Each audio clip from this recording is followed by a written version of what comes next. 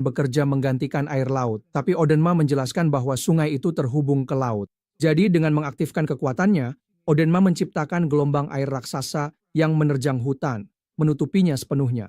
Lee kagum dengan kekuatan Odenma, tapi Odenma hanya merasa lelah dan ingin beristirahat. Lee meminta maaf, tapi bisakah dia membantu sedikit lagi karena dia sudah di sini?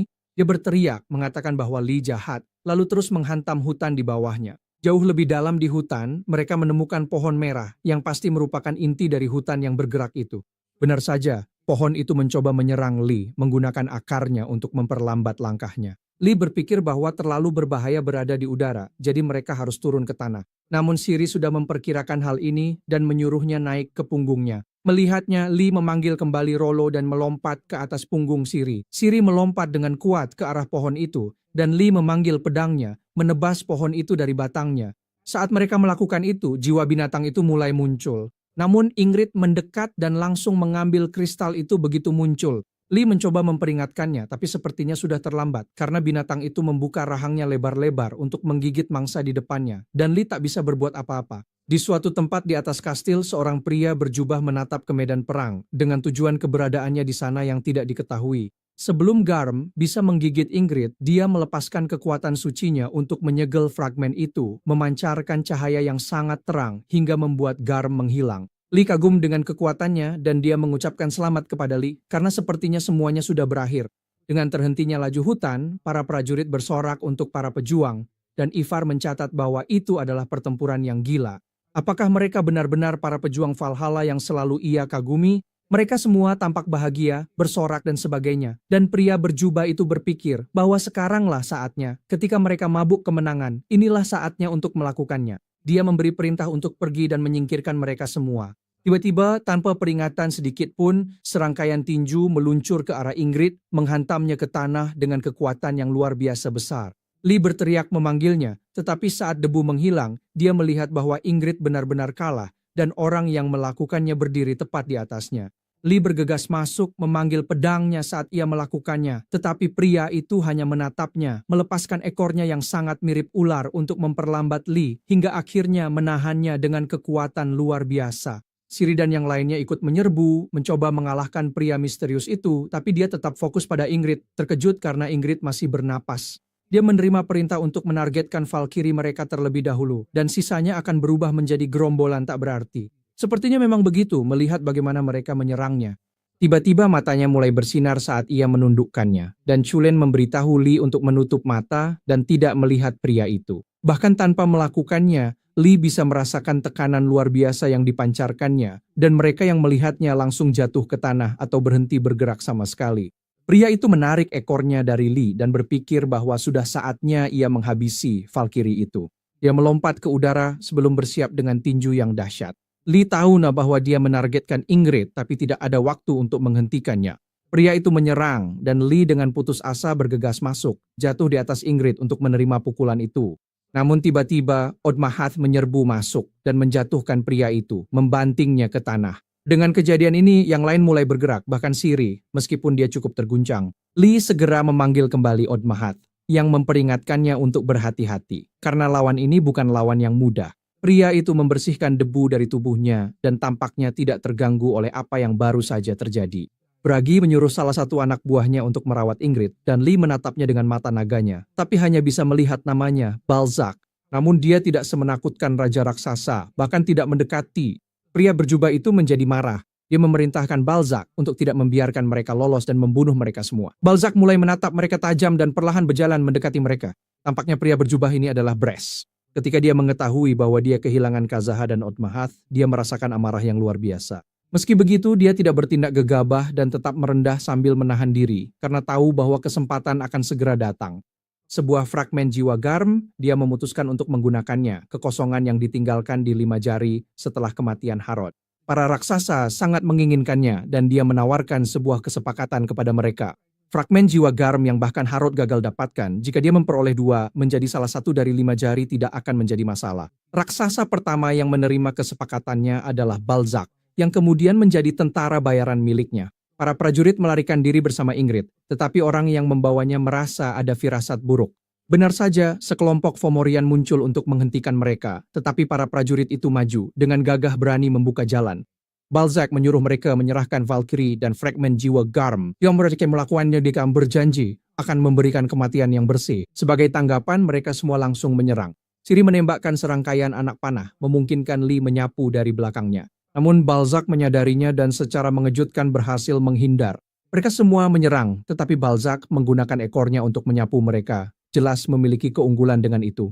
Setelah mendarat, Balzac kembali menggunakan serangan matanya, dan Lee memberitahu semua orang untuk menutup mata, sehingga mereka berhasil menghindarinya. Semua orang berterima kasih pada Lee.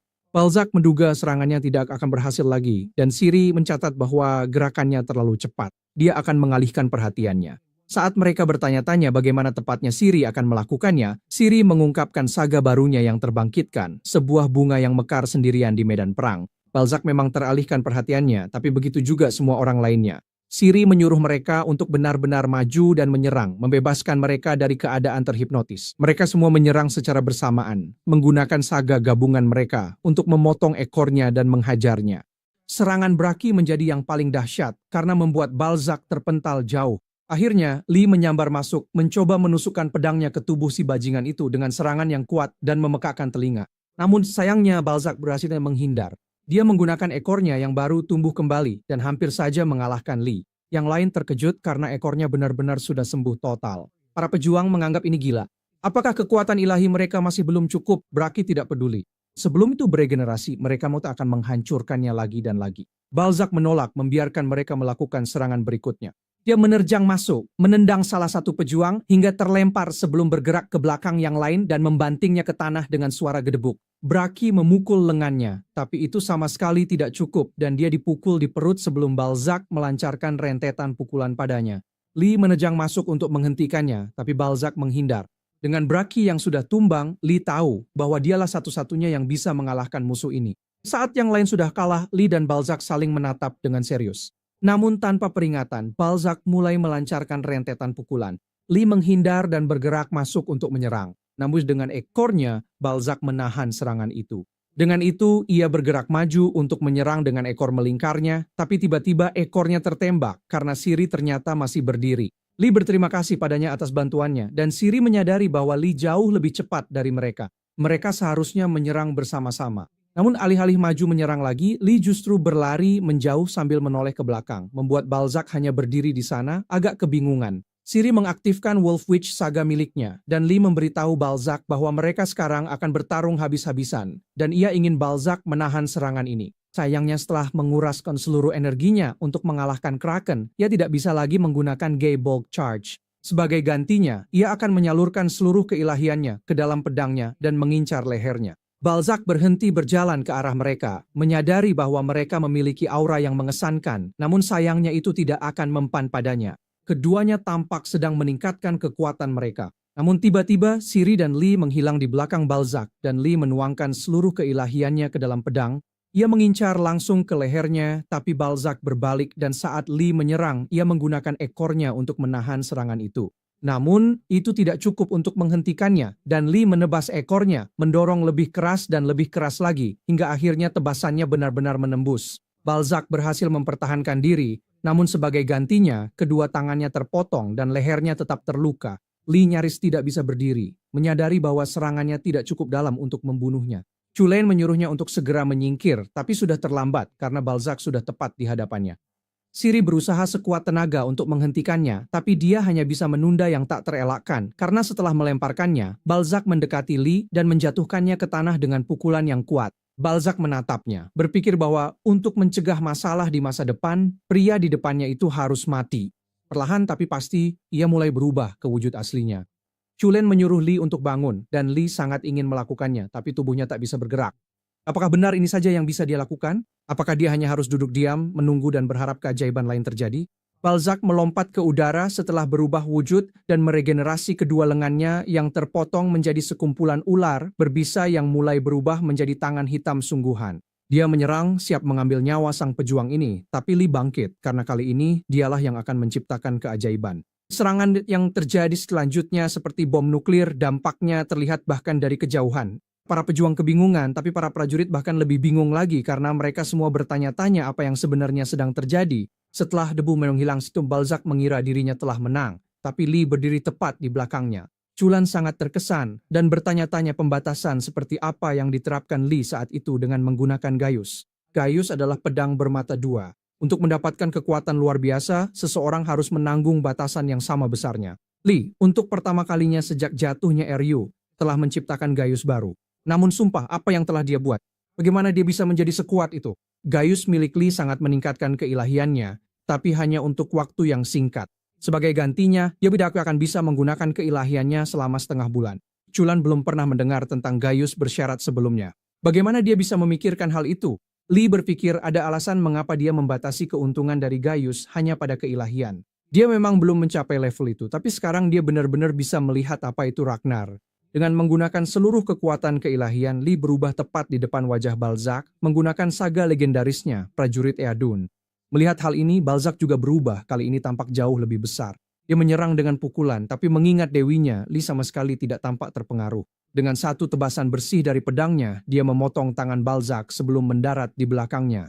Saat dia menyerang lagi, Lee berpikir bahwa dia memang sudah memperkirakan regenerasi ini. Dia harus memberikan cukup banyak kerusakan agar regenerasi tidak lagi memungkinkan. Untuk melakukan itu, dia memanggil tombak ledaknya. Tapi, bisakah dia mengenai orang itu dengan senjata sebesar itu? Dia membutuhkan celah dan itulah yang didapatnya saat Braki bangkit dan melemparkan palu perkasa miliknya ke arah Balzac yang menghindar. Tetapi hanya bisa melakukan itu karena Lee menyerbu masuk. Dia berteriak, tetapi Balzac menggunakan tatapan matanya yang melumpuhkan untuk menghalangi Lee, memaksanya berhenti. Melihat ini, Siri pun ikut berdiri dan menggunakan taktik pengalihan perhatiannya, memaksa Balzac untuk menatapnya sehingga terjadilah adu pandang. Lee berterima kasih kepada mereka dan masuk ke dalam pikiran Balzac. Dengan itu dia mengaktifkan serangan dahsyat, membuat Balzac menjerit saat dia benar-benar lenyap di bawah serangan yang menghancurkan gunung. Lee bernapas dengan berat. Dia menoleh ke belakang, yang lain bertanya apakah dia baik-baik saja, tetapi dia hanya senang karena mereka benar-benar menang. Setelah itu dia terjatuh dan pingsan karena kelelahan. Akhirnya dia terbangun dengan Chulan di dadanya, senang melihatnya sudah bangun karena hari sudah senja. Helga datang memeriksanya 4 kali saat dia tidak sadarkan diri. Lee bertanya kenapa, dan Chulan menjelaskan itu karena ada pesta di bawah. Semua pemain utama tumbang dan masih ada wabah yang harus dibicarakan. Lee bertanya apakah pertarungan sudah selesai, dan Chulan rasa begitu. Karena bangsa Formorian muncul, ini mungkin ulah Bres. Sama seperti tuannya, dia licik dan langsung melarikan diri. Dia juga mengucapkan selamat kepadanya. Mungkin pujiannya singkat, tapi bukan karena dia meremehkannya. Dia hanya terkesan dan tidak punya kata-kata yang lebih baik untuk diucapkan. Namun mereka sebaiknya membicarakannya nanti. Dengan Lee merasa bahwa pembicaraan ini akan menjadi sebuah ceramah. Di lantai bawah di aula utama, semua orang menatap Helga yang cantik dan para prajurit khususnya mengagumi kecantikannya. Mereka juga melakukan hal yang sama pada Siri, mungkin karena dia tampak lebih cantik berkat saga barunya. Di tengah aula, tampaknya ada sebuah pedang yang tertancap di pohon dan Braki mencatat keanehannya, sementara Ingrid merasakan kekuatan magis darinya. Ivar mencatat bahwa pedang istimewa ini memiliki kekuatan magis yang luar biasa, tetapi pohon ini bukan pohon biasa. Konon ketika seseorang yang layak muncul, pedang itu akan terlepas dengan sendirinya. Braki bertanya apakah mereka tidak bisa langsung membelah pohonnya dan mengambil pedangnya saja, membuat Ivar tertawa. Jika dia ingin mencoba, dia dipersilakan melakukannya. Braki langsung melakukannya, berpikir bahwa pohon itu akan mengakuinya jika ia berhasil memecahkannya, lalu menyerang dengan keras tepat saat Lee masuk ke ruangan dan bertanya-tanya apa yang sedang terjadi. Semua orang menyambutnya saat ia tiba, memuji dia dan Idun, tetapi Lee lebih tertarik pada apa yang ada di depannya dan bertanya pada Chulin apakah dia juga bisa melihatnya. Dia bisa, tapi kenapa benda itu ada di sana? Ivar menyapanya, begitu juga Helga, dan Braki serta Ingrid melakukan hal yang sama. Braki tidak heran bahwa dia langsung menyadari keberadaan pedang itu, karena memang mencolok. Dia menjelaskan apa yang Ivar katakan kepada mereka tentang pedang itu yang memiliki kekuatan magis dan semacamnya, serta hanya yang layak yang bisa mengangkatnya. Namun Lee tampaknya mengabaikannya, dan pohon itu mulai bersinar terang saat ia mendekat, mengejutkan semua orang. Cahaya pada pedang itu perlahan meredup dan Lee meletakkan tangannya di atasnya, lalu mengangkatnya sementara semua orang bersorak. Chulin menyuruhnya untuk mengeluarkan Gai Bolg dan mengangkatnya ke arah pedang itu, dan saat ia melakukannya, pedang tersebut mulai bersinar terang sebelum membuka sebuah portal, memberinya satu bagian lagi dari Gai Bolg. Hanya melepaskan pedang legendaris itu saja sudah merupakan peristiwa luar biasa, tapi siapa sangka ada sebuah fragmen di dalamnya dan orang yang membebaskan pedang itu juga memiliki fragmen lainnya. Hal ini memastikan bahwa pada malam ini, sebuah legenda baru lahir di Midgard. Loki memandang langit malam saat segala sesuatunya berjalan berbeda dari yang ia harapkan. Namun secara keseluruhan gambaran besarnya tetap tidak berubah. Yang berbeda hanyalah kecepatannya. Ia mengira mereka akan terjebak dalam pertarungan sengit dengan monster laut itu. Tapi ternyata mereka sudah menyelesaikan semuanya dan bahkan menuntaskan urusan di hutan itu. Ia tersenyum. Mungkin karena prajurit Idun yang sering ia dengar itulah penyebabnya. Setelah kembali ke kamarnya, Lee menjelaskan kepada Ingrid bahwa ia tidak dapat menggunakan kekuatan ilahi selama 15 hari. Ingrid menyatakan hal yang sudah jelas. Akan lebih baik jika kelemahan dari kemampuan ini tidak diketahui orang lain, dan baginya penting untuk memahami kekuatan serta kemampuan sang prajurit. Namun untuk yang lain sebaiknya tetap dirahasiakan. Jadi, ia berterima kasih karena Lee telah mempercayainya. Lee menegaskan bahwa ia hanya mengatakannya karena itu Ingrid, dan Ingrid menyukai jawaban itu, sehingga ia pun akan mempercayai Lee juga. Chulen berkomentar bahwa dia mengumpulkan restu seperti mengumpulkan Pokemon, dan Leigh menyuruhnya diam. Tapi kamu tahu aturannya, harus tangkap semuanya. Ingrid juga membawa kabar baik. Meskipun dia tidak bisa menggunakan keilahian, dia juga tidak bisa hanya berdiam diri, dan dia menilai bahwa ekspedisi harus tetap dilanjutkan, jadi dia telah meminta bala bantuan. Leigh bertanya-tanya siapa yang dimaksud, dan pagi itu, semua orang berdiri di luar untuk menyambut Razgrid yang membuat Leigh senang melihatnya. Setelah beberapa perkenalan, mereka pergi ke belakang bersama Ciri, dan Razgrid senang melihat mereka dalam keadaan sehat. Dia mendengar tentang pencapaian mereka, dan alasan dia memanggil mereka secara terpisah adalah untuk membalas budi kepada Leigh. Dia ingat Razgrid pernah mengatakan hal seperti itu saat di Svartalfheim. Sekarang saatnya dia membalas budi itu, dan Ragnar yang memintanya melakukan hal ini. Dia mendengar bahwa Leigh telah mengumpulkan cukup banyak rune elemental, jadi dia akan mengajarkan mereka tentang hal itu. Leigh memang sudah mengumpulkan beberapa, tapi belum pernah menggunakannya. Razgrid menjelaskan bahwa hanya dengan memilikinya saja sudah memberikan manfaat, tapi untuk penggunaan yang benar, mereka harus belajar cara mengendalikannya. Waktunya tidak akan banyak untuk mengajar, tapi dia akan memastikan mereka menunjukkan hasil, jadi mereka harus mempersiapkan diri. Leigh agak takut, Nina, tapi Ciri berkomentar bahwa ini pasti lebih baik daripada pelajaran dari guru mereka. Saat malam tiba, mereka semua kelelahan, bahkan Razgrid pun lelah, jadi dia mengatakan bahwa mereka harus berhenti. Mulai besok, mereka akan melakukan ini sampai malam, dan dia akan memastikan mereka benar-benar kehabisan tenaga. Setelah dia pergi, para murid langsung jatuh terkapar. Ciri berkomentar bahwa dia bahkan lebih keras, sementara Leigh berpikir ini semacam pelatihan Spartan. Begitu sampai di kamarnya, Leigh langsung jatuh ke tempat tidur dan tertidur, membuat Chulen terkejut. Dalam mimpinya ia bertemu dengan Idun yang menyapanya, tapi ia tampak jelas lelah, jadi Idun bertanya ada apa. Leigh bilang tidak ada apa-apa dan bertanya apakah Idun hanya ingin mengobrol. Idun mengatakan bahwa ada orang lain yang ingin menemuinya, yaitu Hauke, yang mendengar bahwa ia diserang oleh Bres, jadi Idun memutuskan untuk mempercepat segalanya sedikit.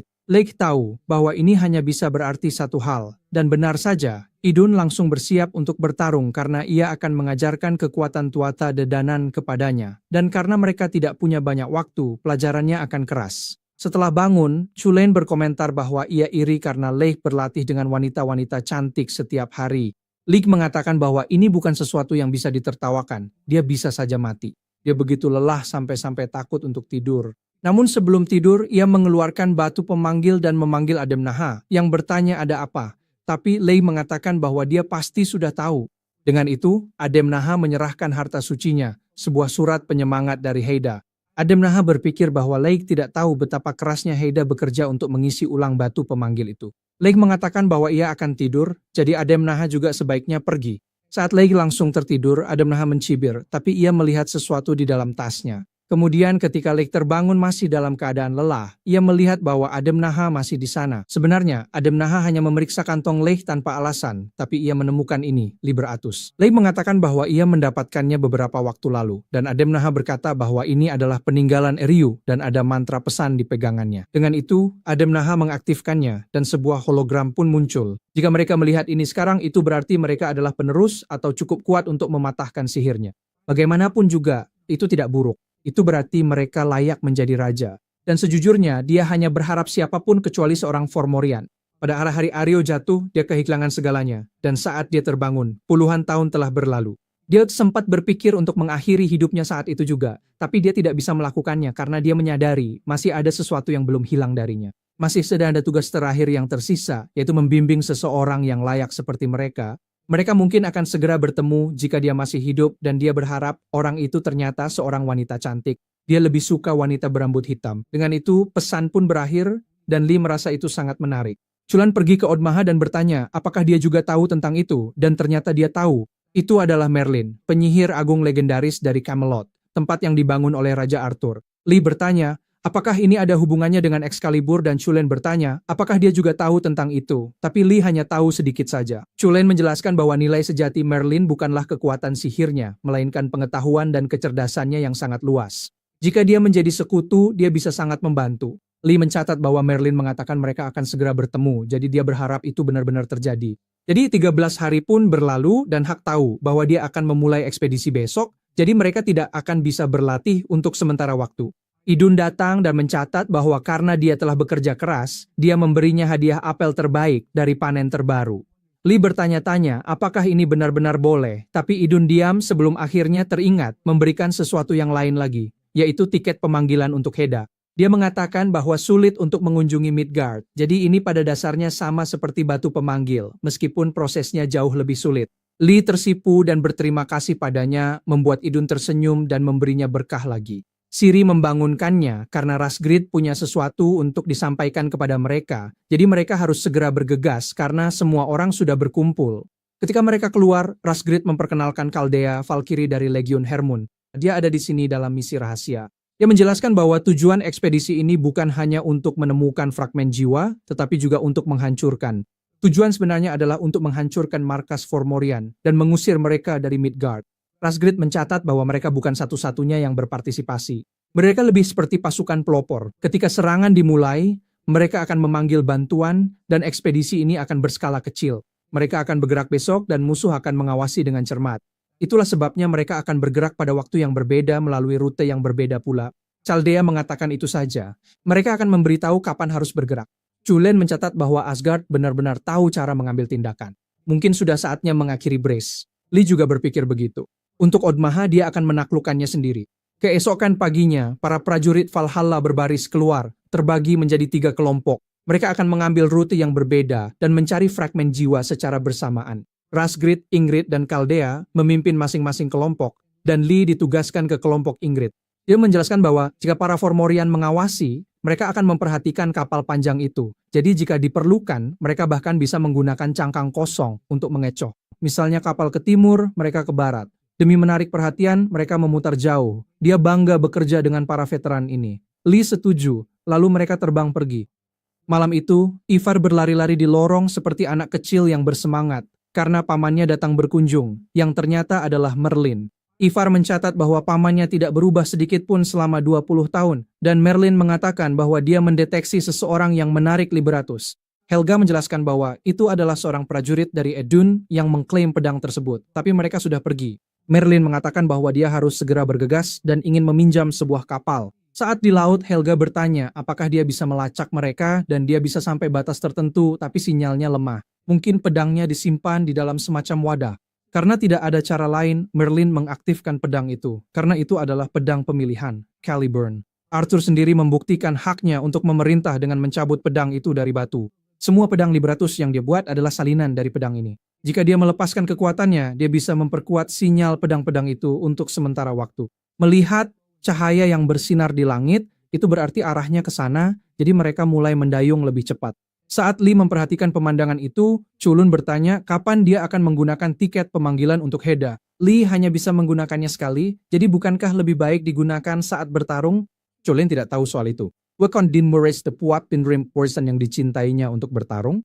Lee akan memikirkannya, dan karena mereka sedang membahas topik itu, dia juga akan memeriksa surat-surat dari rumah. Dengan itu dia memanggil Adhamanna, yang tampak jauh lebih santai hari ini, karena dia sudah menduga Lee akan memanggilnya saat ini.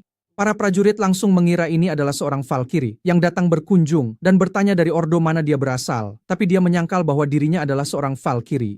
Tetap saja, ini sudah cukup untuk memberi Lee sebuah saga baru, yaitu prajurit yang dikunjungi oleh seorang Valkyrie. Semua orang menyuruhnya untuk menggunakannya, karena mereka ingin tahu apa fungsinya. Lee menggunakannya, dan tiba-tiba dia memanggil Heda.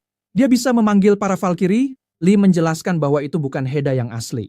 Itu memungkinkannya untuk memanggil roh pelindung seorang Valkyrie, dan dia bisa mendaftarkan hingga 9 orang. Jumlah yang bisa dia panggil sekaligus tergantung pada seberapa besar saga itu berkembang. Para prajurit bersorak karena mereka iri dengan kekuatannya, dan Bragi menyuruhnya untuk segera memanggil satu lagi. Lee memanggil Ingrid, tapi dia terlihat agak konyol dan tidak memiliki energi yang sama. Lee tidak yakin kenapa. Mungkin itu tergantung pada jumlah kunjungan atau berkah yang dia terima. Pasti ada faktornya. Ingrid mengerti. Mungkin inilah alasan mengapa dia tidak bisa memanggil yang lain seperti Razgrid atau Gundor, dan Lee juga berpikir demikian. Bragi menarik Lee dan mengatakan bahwa mulai hari ini dia adalah Master Valkyrie. Dia akan semulai ke perjalanan untuk mengumpulkan setiap Valkyrie di Valhalla. Sebelum dia bisa menyelesaikan ucapannya, kedua orang itu langsung membungkamnya. Adamana bertanya tentang dirinya, tapi Lee memberitahu bahwa dia bukan seorang Valkyrie. Dia sendiri yang mengatakannya. Sebelum dia bisa manyun, dia melihat sesuatu yang bersinar dan bertanya, apa itu di celananya? Lee buru-buru bertanya apa itu, dan Adamana menunjuk ke arah Hunir. Menenangkan Lee, karena dia mengira ada sesuatu yang lain yang bersinar di celananya. Tampaknya pedang yang patah dan Liberatus sama-sama bersinar. Dengan Adamana menebak bahwa Merlin pasti sedang dalam perjalanan sekarang. Penyihir agung itu memang punya cara untuk menemukan orang. Ingrid mencatat bahwa mereka sebaiknya berhenti dan menunggu dia. Dan Adon Maha menambahkan bahwa kemungkinan besar dia akan datang melalui Catirone. Ingrid mencatat bahwa dia akan menghubungi dua orang lainnya lewat burung gagak dan memberitahu mereka. Jadi mereka menunda perjalanan Thor karena mereka harus menunggu Merlin. Di atas kapal, cahaya kejayaan Camelot terus bersinar, dan pada saat itu, seseorang yang lain juga menyadarinya. Para ksatria Camelot gagal melindungi raja mereka. Pada hari Eryu jatuh, semua ksatria meja bundar tewas. Namun kenyataannya sedikit berbeda. Ada seorang ksatria yang selamat, dialah yang menyebabkan yang lain tewas. Dia adalah Modred. Melihat cahaya Camelot ini, dia bertanya-tanya siapa itu. Apakah Merlin telah bangkit kembali? Merlin menyadari mereka telah berhenti. Mereka mungkin menyadari bahwa mereka sedang dalam perjalanan, jadi mereka akan menyusul dalam waktu sekitar 3 hari. Merlin mengambil topi kepercayaannya, bertanya-tanya seperti apa suasana baru Eryu.